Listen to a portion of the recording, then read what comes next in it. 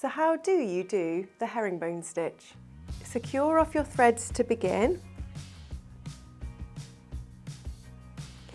Now for this stitch, I find it much easier if you've got your hand underneath and then you're using your thumb to guide the thread. So we're making little triangles. So I'm bringing the thread out into the interlining and I'm going to grab it with my thumb. As with the interlocking stitch, we need to create a loop with our thread. So the loop is coming round here. Our needle is coming back into the loop and it needs to be parallel with our starting thread, so the thread before we get to our thumb.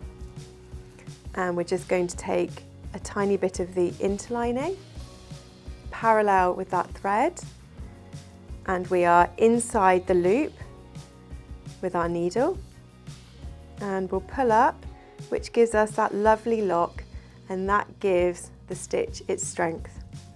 So we're now going to bring the thread back into the side return.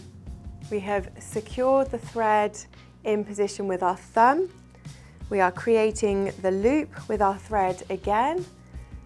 Our needle is coming back inside the loop, parallel with our starting thread, and we're just taking a little bit of the side return and the interlining, and we're pulling up. So we've got our first little triangle.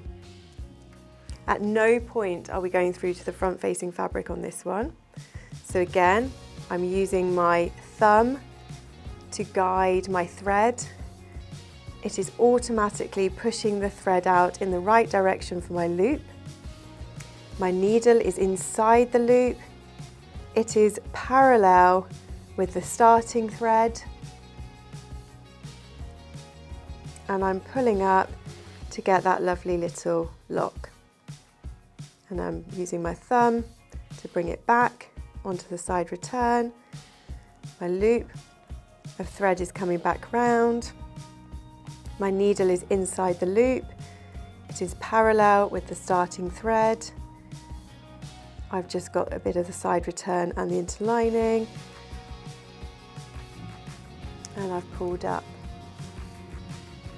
So you would now continue all the way down the side of your soft furnishing and you would secure off in the same way that you began, with a couple of knots securing your stitch.